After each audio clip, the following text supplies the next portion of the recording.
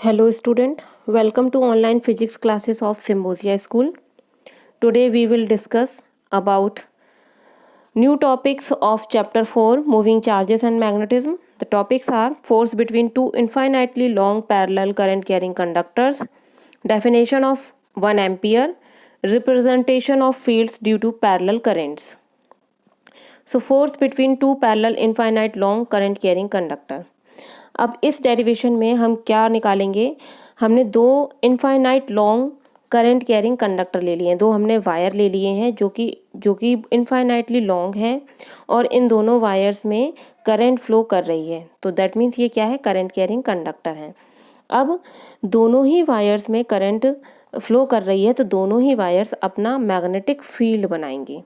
तो जब ये वायर अपना मैग्नेटिक फील्ड बनाएंगे तो ये मैग्नेटिक फील्ड दूसरा वायर भी एक्सपीरियंस करेगा। कहने का मतलब ये है कि इसके थ्रू, फर्स्ट वायर के थ्रू जो मैग्नेटिक फील्ड बनेगा उस मैग्नेटिक फील्ड में सेकंड वायर रखा हुआ है और सेकंड वायर के थ्रू जो मैग्नेटिक फील्ड बनेगा उसमें फर्स्ट वायर रखा हुआ है।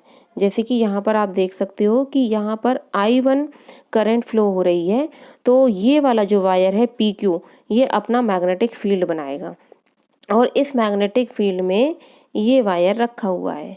कौन सा वायर? RS। इसी तरीके से जो RS वायर में करंट फ्लो हो रही है I2 उसके थ्रू मैग्नेटिक फील्ड बन रहा है B2 और इस मैग्नेटिक फील्ड में आपका वायर रखा हुआ है PQ। तो दोनों ही एक दूसरे के मैग्नेटिक फील्ड में रखे हुए हैं।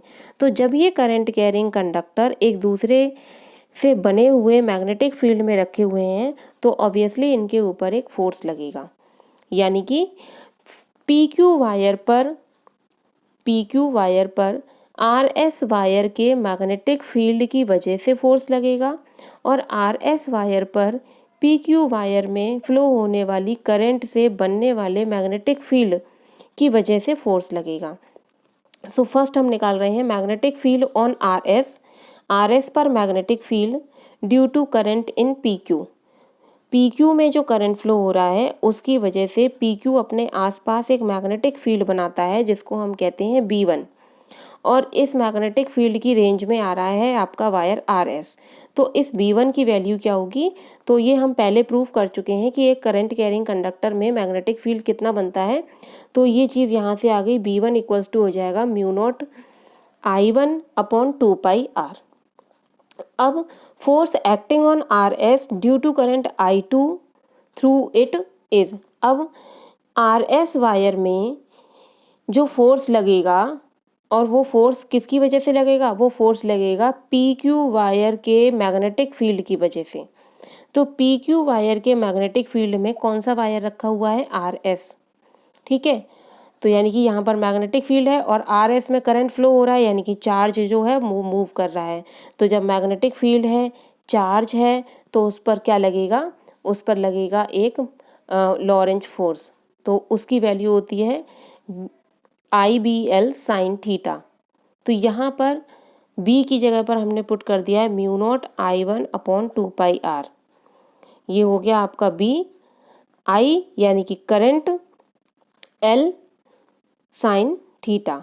अब यहाँ पर साइन थीटा क्योंकि यहाँ पर मैग्नेटिक फील्ड और वेलोसिटी जो V और V के बीच में जो एंगल है वो कितना है? 90 है।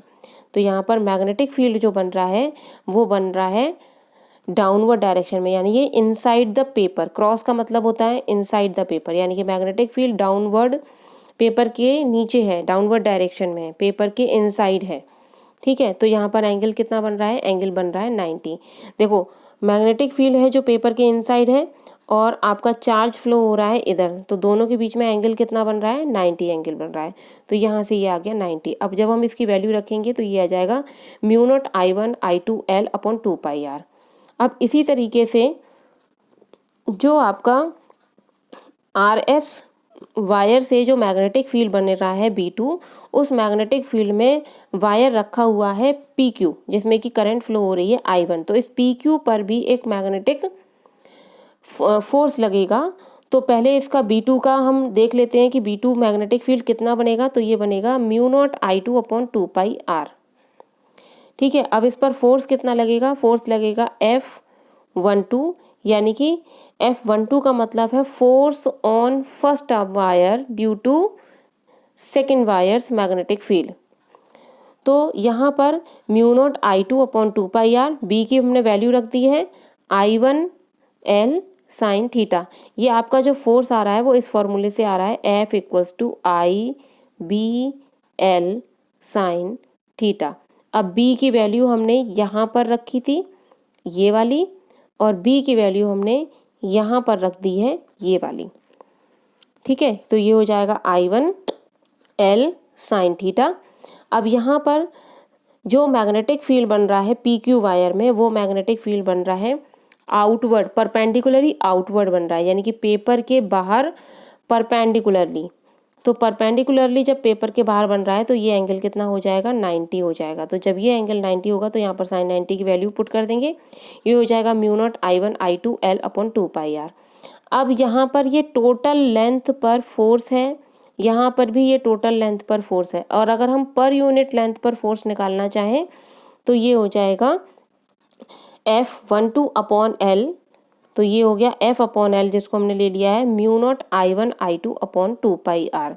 तो बेसिकली जो पर यूनिट लेंथ पर फोर्स है वो डिपेंड कर रहा है दोनों वायर्स में करंट के डायरेक्टली प्रोपोर्शनल, परमिबिलिटी के डायरेक्टली प्रोपोर्शनल, और उनके बीच की डिस्टेंस के इन्वर्सली प्रोपोर्शनल। r जो है वो उनके बीच का डिस्टेंस है, तो डिस्टेंस जितना ज़्यादा होगा फोर्स उतना ही कम होगा, और I1 I2 यानी कि करंट का अमाउंट जितना ज़्यादा होगा फोर्स उतना ही ज़्यादा होगा। तो यहाँ पर ये पर यूनिट लेंथ पर ये दोनों वायर्स में फोर्स को हमने कैलकुलेट कर लिया है। नेक्स्ट है कि अगर हम यहाँ पर कंडीशन लगा दें कि जो दोनों वायर्स हैं, जैसे कि फर्स्ट डायग्राम में आप देखो, इन दोनों वायर्स में करंट जो है वो एक ही डायरेक्शन में फ्लो कर रहा है। तो इस कंडीशन में जब करंट एक ही डायरेक्शन में फ्लो कर रहा है तो आप फर्स्ट वायर पर फोर्स की डायरेक्शन निकाल सकते हो फ्लेमिंग्स के लेफ्ट हैंड रूल से। इसी तरीके से सेकंड वायर पर भी आप फोर्स की डायरेक्शन निकाल सकते हो फ्लेमिंग के लेफ्ट हैंड रूल से। तो दोनों ही वायर्स पर जब आप फ्लेमिंग के लेफ्ट हैंड रूल को अप्लाई करोगे तो वहाँ पर फोर्स की जो डायरेक्शन है वो इस तरीके से आएगी, यानी कि दोनों की डायरेक्शन अंदर की तरफ आएगी। तो इसका मतलब है कि जब दोनों वायर्स में करंट सेम डायरेक्शन में फ्लो होगा तो इन कंडक्टर्स पे अंदर की तरफ एक फोर्स लगेगा, जिस फोर्स की वजह से ये दोनों कंडक्टर एक दूसरे को अट्रैक्ट करेंगे। इसी तरीके से अगर सेकंड कंडीशन में जब हम एक वायर में करंट को एक तरफ और दूसरे वायर में करंट को दूसरी तरफ, यानी कि दोनों वायर्स में करंट के डायरेक्शन को हमने ऑपोजिट कर दिया है, तो हम दोनों ही वायर्स पर जब फ्लेमिंग्स का लेफ्ट हैंड रूल अप्लाई करेंगे तो इस वायर में PQ वायर में फोर्स बाहर की तरफ आ जाएगा और RS वायर में फोर्स भी बाहर की तरफ आ जाएगा। तो इसका मतलब है कि जब करंट दोनों वायर में ऑपोजिट डायरेक्शन में होंगी तो उस कंडीशन में करंट जो है उस कंडीशन में वो दोनों वायर्स एक दूसरे को रिपेल करेंगे। अट्रैक्ट कब करेंगे, जब दोनों वायर्स में करंट सेम डायरेक्शन में होगी। रिपेल जब करेंगे, जब दोनों वायर्स में करंट ऑपोजिट डायरेक्शन में होगी। सो इस बेसिस पर हम डिफाइन कर सकते हैं 1 एम्पियर को, कि 1 एम्पियर क्या होता है। तो इसी फॉर्मूले से हम डिफाइन करते हैं, जब I1 और I2 की वैल्यू 1 हो और R की वैल्यू क्या हो, 1 हो, तो when I1 I2 equals to 1 ampere and R equals to 1 meter, then F equals to 2 into 10 to the power minus 7 Newton per meter। यानी कि 1 ampere is that current which, if passes in each two parallel conductors of infinite length and placed 1 meter apart in vacuum, causes each conductor to experience a force of 2 into 10 to the power minus 7 Newton per meter of length of the conductor। इसका मतलब है कि 1 ampere वो force है जब दो infinite length के wires को एक दूसरे से 1 मीटर की दूरी पर रखा जाए और दोनों वायर्स में करंट जो है वो 1 एम्पियर फ्लो किया जाए, तो उन दोनों वायर्स में जो एक फोर्स लगेगा वो फोर्स होगा 2 into 10 to the power minus 7 newton per metre. तो यानी कि उन दोनों वायर्स में जब पर मीटर पर इतना फोर्स लगने लगे तो हमें ये समझ लेना चाहिए कि दोनों वायर्स में करंट जो है वो 1 एम्पियर का फ्लो हो रहा है।